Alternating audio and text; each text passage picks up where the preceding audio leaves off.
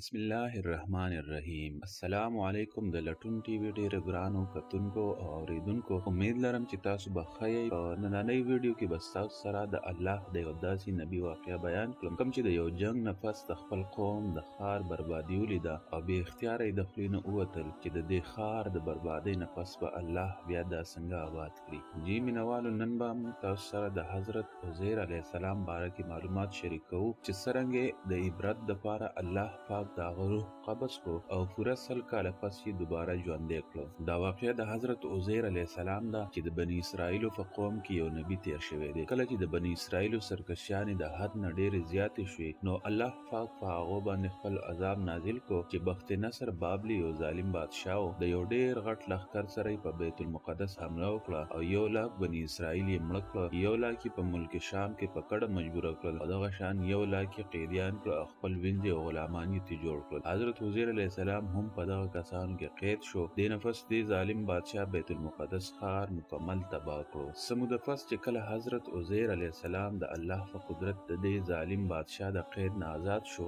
نو په یو خر کېناستو او د بیت المقدس ښار په طرف روان شو. کله چې هغه په بیت المقدس ښار کې داخل شو او ښار یې مکمل وران ویجاړ ولیدو، نو بې اختیاره په ژړا شو. هغه 4 واړه طرف ته د ښار نه تاو راتاو شو، خو نوم انسان په نظر رانغلو. البته دا یې ولیدل چې په دې ښار کې په ټولو میوهدارو ونو کې میوې پخ شوي دي، خو د شکولو یې هیڅ څوک نشته. کله چې هغه دا پوره منظر ولیدو، ډېر په افسوس یې د خولې مبارکې نه دا الفاظ ووتل چې انا یحیی هذه الله بعد موتها، یعنی چې د دې ښار د داسې بربادۍ نه پس به الله دا بیا څنګه آباد کړي. دې نه پس هغه یو څو ونو نه میوې راوشکولې او ویې خوړې او دغه شان د انګور نه یې رس وایستل او هغه یې وڅکل، او چې کومه میوه ورسره پاتې شوه هغه یې په خپل ځولۍ کې واچوله او د پاتې شوي انګور رس یې په خپل مشک یعنی د اوبو لوښي کې واچول. خپل خر یې یو طرف ته په رسۍ باندې وتړلو او بیا په خپله د یو ونې لاندې څملاستو او وده شو. او هم د دې خوب په حالت کې الله پاک خپلو فرشتو ته حکم ورکړو چې د حضرت عزیر علیه السلام روح قبض کړئ. دغه شان الله پاک په خپل قدرت حضرت عزیر علیه السلام د هر قسم مخلوق نه پناه وساتو چې چاته په نظر را نشي. تر دې حده چې په دې منځ کې 90 کاله تیر شول او د فارس د ملک یو بادشاه د خپل لښکر سره په بیت المقدس ښار کې داخل شو او ډیر خلک یې راوستل او دا ښار یې دوباره آبادول شروع کړل. د خواوشا بني اسرائیل هم په دې رضا کړل او هغوی یې واپس دې ښار ته په راتلو راضي کړل او همدغه شان یې دوباره دا ښار آبادول شروع کړل. خلکو دلته نوي کورونه او باغونه جوړ کړل او دا ښار یې د مخکې نه زیات ښایسته کړو. کله چې د حضرت عزیر علیه السلام پوره 100 کاله پوره شول، نو الله پاک په خپل قدرت د هغه دوباره ژوندی کړو. هغه ولیدل چې د هغه خر منډې او هډوکي یې وراسته شوي دي او اخوا دېخوا پراته دي، خو د هغه سره موجود میوه او د انګورو جوس بالکل نه دي خراب شوي، نه یې ذایقه بدله شوې ده او نه پکې څه قسمه بوی یا ګندګي پیدا شوې ده. حضرت عزیر علیه السلام ته دا هم پته ولګېده چې د هغه د سر ویښته او ګیرې مبارکې ویښته اوس هم تور دي او د هغه عمر اوس هم 40 کاله دی. هغه لا په دې سوچ کې و چې الله پاک د خپل فرښتې په ذریعه په هغه وحی نازله کړه او تپوس یې ترې وکړو چې ای عزیر، ته څو ورځې دلته پاتې شوی. حضرت عزیر علیه السلام چې کله د کېدو د سحر وخت او کله چې پاڅېدو نو مازدیګر و. هم په دې ګمان هغه جواب ورکړو چې یا به پوره ورځ یا د ورځې نه لږه کمه حصه زه ویده شوی ما یا دلته پاتې شوی ما. نو الله تعالی وفرمایل چې ای عزیره، داسې نه ده، ته پوره 100 کاله دلته پاتې شوی. خپل خر ته وګوره چې مړ دی او هډوکي مکمل راسته شوي دي او اخوا دېخوا پراته دي، او بیا خپل خوراک ته وګوره چې بالکل تازه دی او په دې کې څه خرابي نه ده راغلې. بیا الله پاک ارشاد وفرمایلو چې ای عزیر، اوس دې خپل خر ته ګوره چې څنګه یې زه په خپل قدرت دا زاړه هډوکي راټولوم او په دې غوښه پیوس کوم او دا خر دوباره ژوندی کوم. خوږو مینوالو، هم دغه شان حضرت عزیر علیه السلام ولیدل چې په هډوکو کې دوباره حرکت پیدا شو او یو دم ټول هډوکي راټول شول او په خپل پیوند پسې ولګېدل او د خر ډانچه ترې جوړه شوه او په معمولي وخت کې په دې هډوکو پسې غوښه ونښته او خر دوباره ژوندی شو. چې دا یې ولیدل، نو عزیر علیه السلام په اوچت اواز سره وفرمایل چې اعلم ان الله على كل شيء قدیر، یعنی چې زه پوهېږم چې الله په هر څه باندې قادر دی، یعنی هر څه کولی شي. دې نفس عزیر علیه السلام د ښار طرف ته لاړ شي او هغه ځای ته ورسي کوم ځای کې چې د هغه 100 کاله وړاندې کور و، خو دلته نه هغه چا وپېژانده او نه هغه څوک وپېژاندل. خو البته دا یې ولیدل چې یو ډېره ضعیفه بوډۍ او مشره زنانه دې کور ته نږدې ناسته ده، کومې چې په وړوکوالي باندې حضرت عزیر علیه السلام لیدلی و. عزیر علیه السلام ته تپوس وکړه چې آیا دا د عزیر کور دی.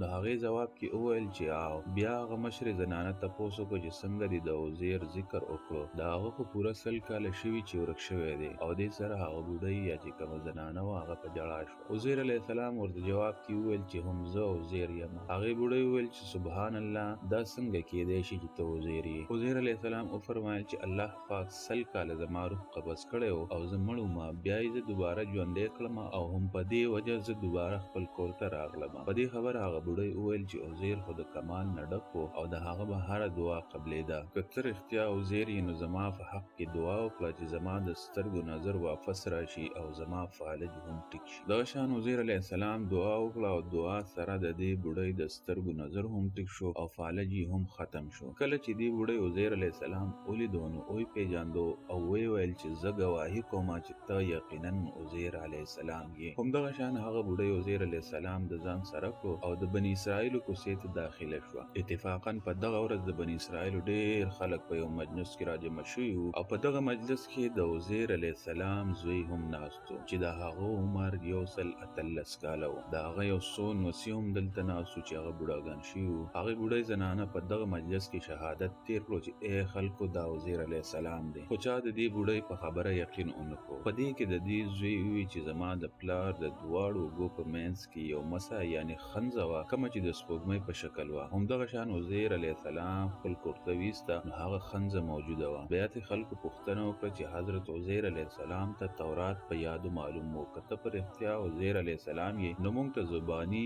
تورات واوروه. عزیر علیه السلام بغیر د سیارې نه پوره تورات زباني واوروه. خوږو مینوالو، کله چې بخت نصر بادشاه په بیت المقدس حمله وکړه نو د تورات 40,000 عالمان یې کلي په کلي کوڅه په کوڅه ولټول او هغوی یې قتل کړل او د تورات یو جلد هم په دنیا پرې نه ښودو. په دې وجه خلکو دا سوال وکړو چې موږ ته به څه پته ولګي چې عزیر علیه السلام تورات صحیح بیان کړو که غلط. یو سړي وویل چې ما د خپل پلار اورېدلي وو چې کله موږ بخت نصر ګرفتار کړو نو په دغه ورځ د انګور د یو څانګې لاندې په زیلو کې د تورات یو جلد ښخ کړی شوی و. خلکو د هغه ځای په نشاندهۍ باندې هغه ځای وکنستو او د تورات هغه جلد یې را پیدا کړو. کله چې هغو د تورات د هغه جلد موازنه وکړه د عزیر علیه السلام د تورات سره نو هغه هوبهو د هغې په شان و. کله چې خلکو دا هر څه ولیدل نو په یو اواز یې وویل چې بېشک عزیر علیه السلام معاذ الله د الله پاک زوی دی. او هم د هغې ورځې نه پس په یهودیانو کې دا یو غلط کنسپټ او مشرکانه عقیده خوره شوې ده او بلکې اوس هم ډېر یهودیان په دې باطله مشرکانه عقیده